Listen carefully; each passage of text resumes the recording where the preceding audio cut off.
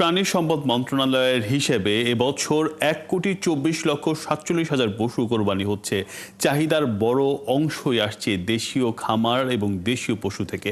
বর্তমানে দেশে ছোট বড় সব মিলিয়ে ৮,৮৭,৫৪৪টি খামার রয়েছে। মূলত আমদানি বন্ধ থাকায় সারা দেশে প্রচুর গবাদি পশুর খামার গড়ে উঠেছে।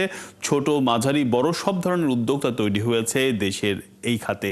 এর ফলে গবাদি পশুর উৎপাদন বিগত কয়েক বছর ধরেই বেড়েছে। দর্শক, এই বিষয়ে কথা বলতে চাই এবং আমাদের সাথে যুক্ত করে নিচ্ছি বাংলাদেশ প্রাণী সম্পদ গবেষণা ইনস্টিটিউটের সাবেক মহাপরিচালক এবং কৃষি অর্থনীতিবিদ ডক্টর জাহাঙ্গীর আলমকে। ডক্টর জাহাঙ্গীর আলম, স্বাগত জানাচ্ছি আপনাকে। আমরা দেখছিলাম যে দেশের একটি বড় অংশের পশুই আমরা আসলে নিজেরা উৎপাদন করতে পারছি এবং এই চাহিদা মেটাতে পারছি নিজেদের।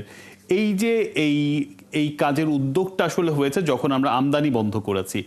টোটাল বিষয়টিকে আপনি কিভাবে দেখছেন? আমরা আসলে কতটুকু মাংসের স্বয়ংসম্পূর্ণ হয়েছে? এটি কি পুরোটাই গালগল্প নাকি অনেকটুকু বাস্তব? কি বলবেন?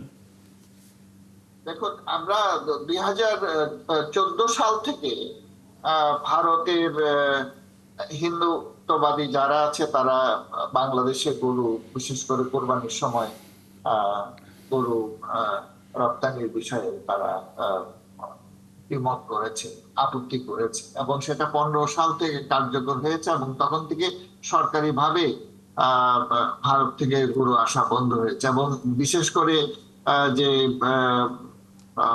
আনঅফিসিয়াল যে ইম্পোর্ট সেটাও অনেকটা বন্ধ হয়ে গেছে।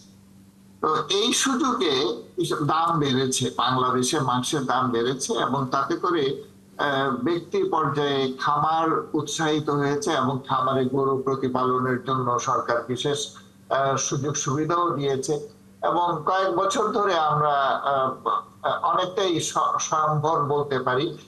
মাংস উৎপাদনের যে স্ট্যাটিস্টিক্স দেয়া আছে এর মধ্যে যে সবটাই যে সঠিক এটা আমি বলবো না, তবে বাই এন্ড লার্জ এখানে আমরা স্বয়ংভরতার কাছাকাছি এবং যেই দেয়া হচ্ছে, স্ট্যাটিস্টিক্স দেয়া হচ্ছে, তাতে মনে হয় যে দিনের পর দিন আমাদের মাংসের যে উৎপাদন সেটাও বাড়ছে এবং আমাদের বাইরে থেকে কোন রকম সাপোর্ট ছাড়াই আমরা আমাদের যে স্থানীয় চাহিদা সেটা আমরা মিলাতে পারছি। কিন্তু এদিকে আপনি এটা মনে করছেন যে আমরা দেখছি যে ক্রেতারা বেশি দামে মাংস কিনতে হচ্ছে, বাজারে পশুর দাম খানিকটা বেশি। চট্টগ্রামের বাজার আমরা লক্ষ্য করছিলাম, সেখানে বলছিল যে পশুর দাম বেশি এবং এর বিপক্ষে বলা হচ্ছিল যে যেহেতু খাবারের দাম বেশি, অন্যান্য খরচ বেশি, সেক্ষেত্রে দামটা বেশি। এই যে আমদানি বন্ধ থাকায় ক্রেতাদের কি বাড়তি দাম দিতে হচ্ছে? ক্রেতাদের যে বাড়তি দাম দিতে হচ্ছে এটা ঠিক, কারণ আমাদের যদি আমরা হিসাব করি যে ২০১৫ সালে মাংসের দাম কত ছিল, তখন ২৮০ টাকা ৯০ টাকা এরকম ছিল। সেটা ধীরে ধীরে বাড়তে বাড়তে এখন তো মাংসের কেজি হয়ে গেছে ৭৫০-৮০০ টাকা। তো এটা খুব দ্রুতই মাংসের দামটা বেড়েছে। একদিকে আমরা দেখছি যে উৎপাদন বাড়ছে, অপরদিকে দেখছি যে দামটাও বাড়ছে। এটা অনেকটা বিপরীত। যখন উৎপাদন বাড়ে তখন দাম সাধারণত এটা একটু অনেকটাই স্থিতিশীল হয়, কিন্তু এটা এখনো স্থিতিশীল হয় না। তার কারণ আপনি ঠিকই বলেছেন যে গোখাদ্যের উৎপাদন খরচ যেমনিভাবে বেড়েছে, বাজারে যে গোখাদ্যের খরচ সেটা বেড়েছে, ঠিক তেমনি ভাবে মাংস উৎপাদনের অন্যান্য খরচও বেড়েছে। কাজে এই দিক থেকে আমাদের যে মাংসের দাম বাড়বে এবং গরুর দাম যে বাড়বে এটা স্বাভাবিক, অস্বাভাবিক না। একটু চামড়া প্রসঙ্গে আসতে চাই। আমরা দেখলাম যে আসলে চামড়া নিয়ে আমরা এক ধরনের হাহাকার প্রতি বছরই কোরবানির সময় লক্ষ্য করি। বিশেষ করে চামড়ার বাজার নাই বলে বলা হয় যে আসলে চামড়ার দামও নাই। আমরা এমনও দেখেছি চামড়া ১৫ সালে মাটিতে পুঁতে ফেলতেও দেখেছি। তবে এখন কিছুটা ভালো দিকে আছে, সরকারের দাম বেঁধে দিয়েছে। সর্বনিম্ন চামড়ার দর ১৩৪০ টাকা বলা হয়েছে। এটাকে কিভাবে দেখছেন যে সরকার নির্ধারণ করে দিয়েছে সর্বনিম্ন এত টাকা, কিন্তু এটাকে আদৌ বিক্রি করতে পারবে কিনা আমরা জানি না। ঠিকই আপনি বলেছেন যে সরকার গত ২-৩ বছর ধরে উদ্যোগ নিচ্ছে, কিন্তু এই উদ্যোগগুলো যে খুব সফল হচ্ছে তা না। এখন থেকে ৭ বছর আগে চামড়ার দাম প্রতি ফুট ছিল ১৮০ টাকা। এখন এটা কমে, কিছুদিন আগে এটা কমে কিছুদিন কমে এটা 40 টাকায় নেমে এসে, কোথায় ছিল 80 টাকা, কোথায় 40 টাকা, অর্ধেক কমে গিয়েছে। গত 2-3 বছর ধরে বাড়ছে, আস্তে আস্তে বাড়ছে। এবছরও 5 টাকা বাড়ছে চামড়ার দাম, এবং অন্যান্য দামও কিছুটা বেড়েছে। কিন্তু এই যে বাড়তি দাম, এটা আমাদের কৃষকরা পাচ্ছে।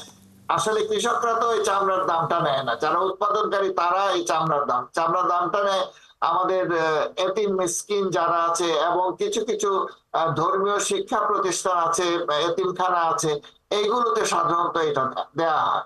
কিন্তু চামড়ার দামটা খুব খারাপ থাকাতে এরা আসলে খুবই ক্ষতিগ্রস্ত। আমাদের একটা ঈদুল আজহার একটা সবচেয়ে বড় এই সামাজিক ইতিবাচক দিক হচ্ছে যে আমরা এই সময়ে যারা সারা বছর কোরবানি মাংস খেতে পারে না, তারা অন্তত কোরবানির সময় কিছু মাংস খেতে পারে, তাদের প্রোটিনের যে প্রয়োজন সেটা কিছুটা মিটে।